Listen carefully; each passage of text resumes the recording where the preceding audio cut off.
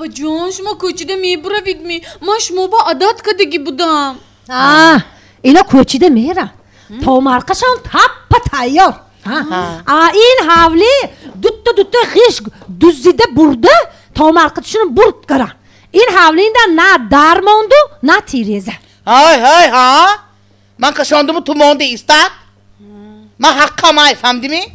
نیجدو پراچیم یکم نافم خونش اینی من ریختگی اینجا با همه کاش که همه خونه کتان ریخته تمام میشده چه افتاسیون جانده که بخ کرد ایستاد جان شما با گابمام میکو امروز با اقشلاق آمده من کلین شده آمدگی من همیخه خوشلو بودم گوش کن میدونی می خونش اگه جای نه؟ اگه جان؟ اپشتی کوی قوف اگه جا بفهم اونجا توی برفتنو ماشناشون درماندگی سانی دادوی این برامده ماشناشون تیل کره دخترم اکیل نمکن تو میگفتگی ولی بفهم ها نگفته این قپانده است دروغ بو جناب خانی موه دوبار می 3 بار خواستگاری و رفتگی استاد بفهم یک بار میرن خلاص فهمدیمی؟ اینی من ببخشه نیم بار رفتگی گفتم میگردی همه قشلاقی چه نمیدن استرالی ماشینی زبودگیش نمیداندین اکو همینشه نگوید آفون جا همینشه نگوید اون کلین دی ناو چی با دونات اینا منی خدامو دونات چه بوده گیته گوش کنید اینا استرالی ماشینی وای جوندا جوم شوی میکند گفته اومده کلینی نام شده من راست بردم پیش استرالی ماشینی با گفتم که من این درنی اینا انده گفته که من میدونم راست رو استرالی ماشینی آنچیک شویو تقاری جوم شوی درنش به تکان یا توبه پشتاش نگاه کنم خودش تکان خودش کالشه دویم کاله نخونجید کو گشته یکم کاله برآورده دویم کاله تکانده خودش پاک زدرنیا مسترانی به در آمد من گفتم بیانم عذاب کشتاس رفتم است یک استرالی ماشین درش پشتمو کناپ کش زیر کردم امی یک سه چهار بار پیش آنیم منم تو آمدو کوپوک اینا پیش استرالیا اویناشو باسه کو کم در خودتون دست بگیرید کلی ما خاندان گیرد کلی نه خاندان گیری سانی و شوش دیگه میشه نه این نیرسیان دو گفته شوندگی من انا گپاش انا شوش بوام دیپورت کرده هیچ کی نگفته است تا دیپورت کی ما رسیان ده کار میکنه نداری نپشی چی این شوش دید کو میخواد شداس کشه توار کی بیایو استرالی ماشینی دو پاکر وایرون کرش کاسته آدرنی برابام بازور این برو ورده بازور کشاگر یک سیم می 4 ماه گشت اب کات کنیم هم بخیر خانه روی هم بخیر اشو تکون هم بخیر گشتی کن استا بوام سایفوره السلام علیکم بابا جان ناز آمدید می بابا جان جدا ناز خیس رحمت گلگیتار رحمت سایفوره خان بابا جان همه خاندان سوسید کو دیلتان تا مرقب کوچیدن می؟ نیه بابا جان عموما من نمیخوام کوچیدن یک قدم به شما نمیخوام زندگی کردن بابا جان فقط میخوام نازتان باشم بابا جان من به تا مرقب دکار بابا جان گام میزنی دروغ میگوی هفته دیگه نمیشد که توه دیر گفتاشم از درونی دیر بچم فخردین؟ زنت نمیخواست از برفتن؟ هم برو از 4 طرفش صورت گیرو سامان تیجی پتا فروش کجایه بابا جان؟ خانه تو نه شنیدی صد خان بابا جان آخه پول شود و نیست شود نمیشد می بابا همین خیلی میشد تو مرقه استادان گیرد نبیراتان کلان شد از بابا جان نیازی فروشید گفتی کو؟ نه فروشید گفتم ما اکو با خودمون ما نمیریم کو نبیرا کلان شد از همه ها میرد بابا جان یک روز شما خودتون زیخ شدگینده خودتون میرید بابا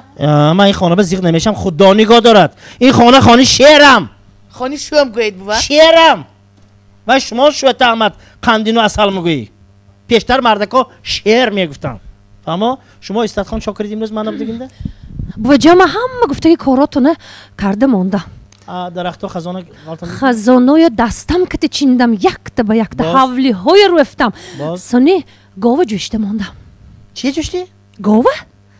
اما گاوه مون نیست؟ وای بقه وای امریه شن گاوه که بقه فرق نکنی مور علتی بیشوگی نمین تلفن کن اکاد بیاد این هفته گپ هم تو همین من رفته خانه بعد دم میگیرم فهمو سایفر خان خنده نشینید دهن قلش کنه کره و جا ما جاگتون انداخته تیم میخ کیلین و خونه چی من درآمدش حقش نی من باوریم نی همین تو با شو جوگه پات اونجا بچه کلی دمو تکی به این خوکا سنگای سنگا گیر قوطی های قوطی خون شکر نویستگی اون تو دستت خون نمک وای ادرنش کلته گیر و این زمانات یگان تا کلمه باور کرد نمیشد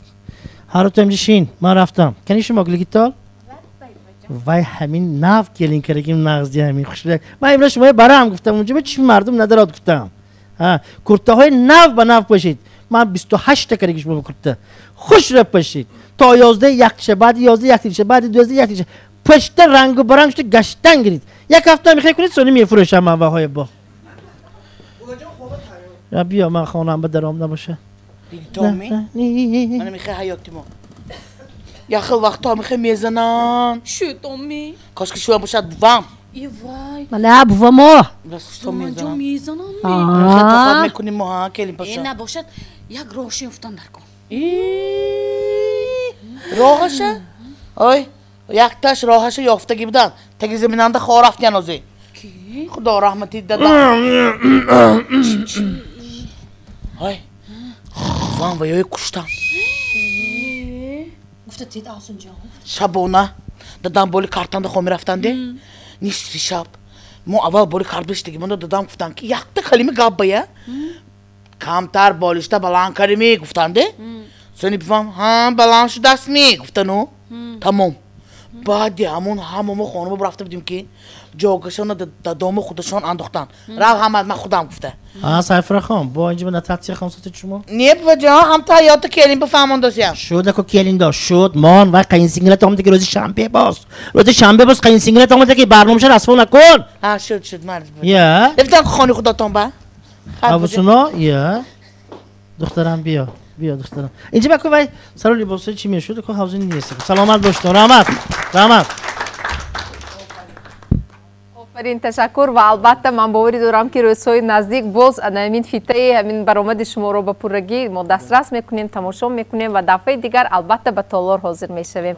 و به پورگی برنامه های شما رو از نزدیک تماشا میکنیم هر جایی که خندین کمان است آنجا البته خنده و خوشحالی است برای مخلص مشکلات پس صحنگی هنرمند بیگانه است مهم آن احساس و اعتقادی که مخلصان نسبت به هنرمند و مهارت وی دارند نگاه داشته توانستن لازم زیرا بهای حقیقی را به استعداد خلق می دهد. باقی هر یک خنده ما برای هنرمند بسیار نرخ گران دارد. برای اشتراکتان تشکر تا برنامه دیگر در پناه خدا باشد.